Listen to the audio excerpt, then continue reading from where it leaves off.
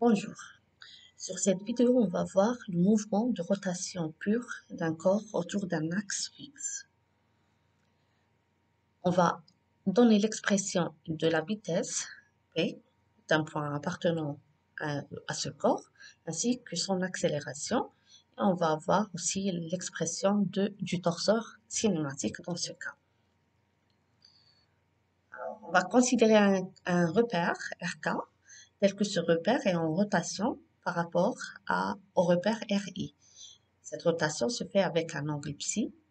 Donc, on aura une vitesse angulaire oméga qui est égale à la dérivée de cet angle par rapport au temps. Donc, c'est psi point. Soit un corps S lié au repère RK. Donc, le corps S sera aussi en rotation par rapport à ZI et ZK, avec la même vitesse angulaire de rotation du repère RK par rapport à ZI. Donc, l'expression du vecteur vitesse instantanée, vecteur de rotation instantanée, c'est psi point ZI. Donc, cette relation, on l'a déjà vue sur la vidéo précédente, qui est la notion de référentiel, le changement de base, que vous pouvez consulter sur le lien qui va s'afficher quelque part en haut. Alors, on considère un point P appartenant à S, tel que tous les points qui appartiennent au corps S, ils font un mouvement circulaire autour de l'axe ZI. Donc, c'est la définition du mouvement de rotation autour d'un axe fixe. Le point I, c'est la projection du point P sur l'axe ZI. Donc, tel que la distance ou le vecteur IP sera égal à R suivant XK. Donc là, on a ce qu'on a vu déjà dans les angles de l'air. Donc, on a l'angle ici qui est psi. La projection du point P donne ce point. Donc, ce point, il est distant d'une distance R. Donc, cette distance R, elle est égale à celle-là. Donc, on aura IP qui est égal à R XK. Donc, XK dans ce cas, c'est UR dans les coordonnées cylindriques.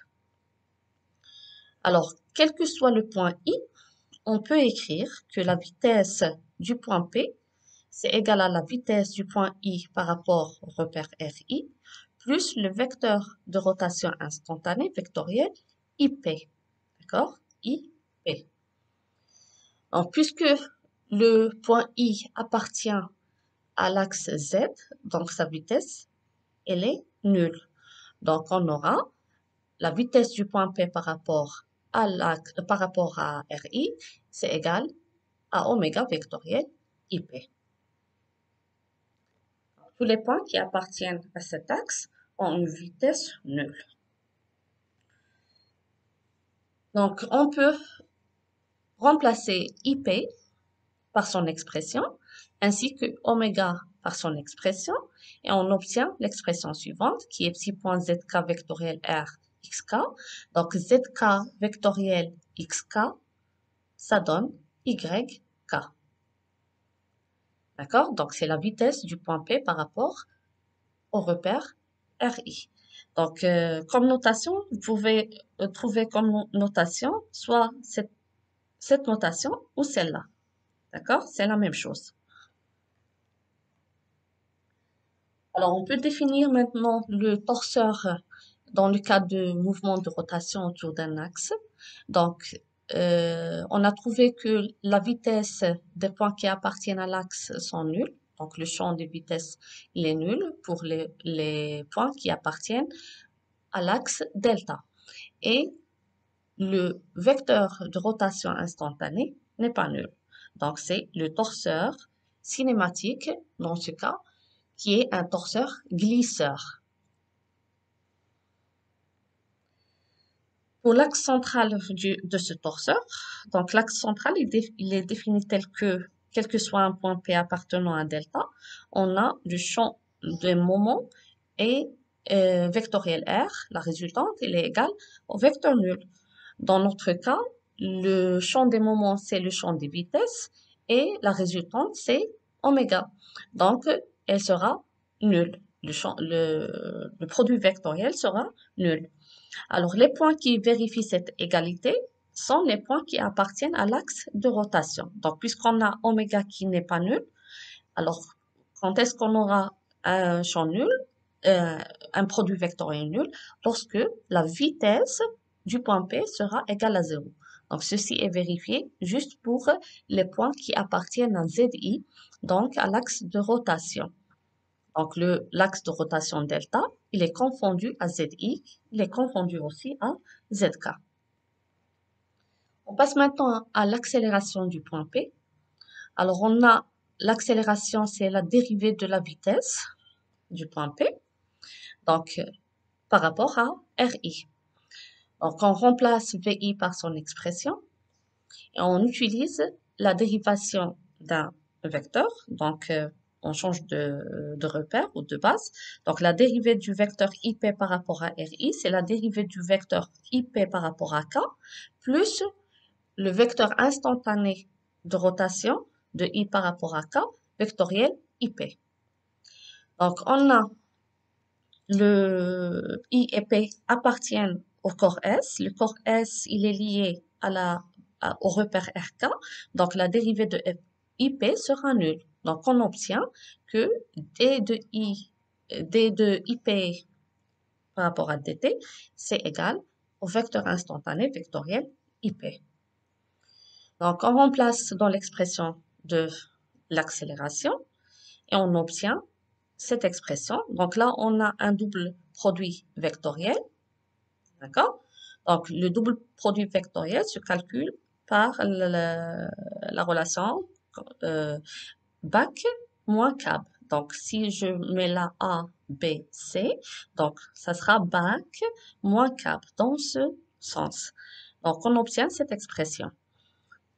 Alors, on a le vecteur instantané, il est perpendiculaire à IP, car le vecteur instantané, c'est le vecteur de rotation autour de ZI. Et ZI, il est perpendiculaire à UR. Donc, on obtient finalement l'expression de l'accélération, qui est la suivante, telle que ce terme, c'est l'accélération normale suivant IP, et ce terme, c'est l'accélération tangentielle au point P.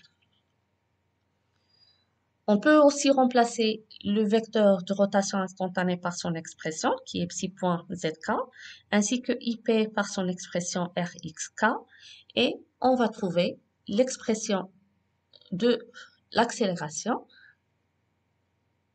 qui est moins r psi point carré xk plus r psi point carré de point, c'est-à-dire la dérivée seconde, suivant yk. Donc ça, on a dit, c'est l'accélération normale au point P, et ça, c'est l'accélération tangentielle, gamma t, du point P. En utilisant le changement de base, on peut exprimer les vecteurs xk et yk en fonction des vecteurs de la base RI, ou du repère RI. Donc, je rappelle là, donc on a un mouvement de rotation entre ZI et ZK. L'angle de rotation, c'est psi. Donc, on peut trouver l'expression de xk en fonction de xi et yi et zi, ainsi que yk et ainsi que zk. D'accord? Et on trouve la matrice de passage suivante. Donc, vous pouvez consulter la vidéo précédente de notion de référentiel, le changement de base.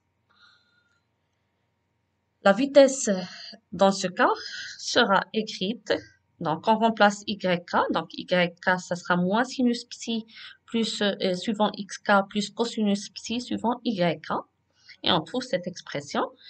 Et aussi pour gamma, on remplace XK par son expression. Donc, XK, c'est cosinus psi suivant XI plus sinus psi suivant YI.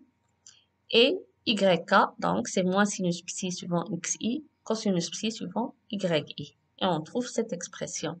Donc, l'expression finale, c'est celle-là. Juste ce qu'on a fait.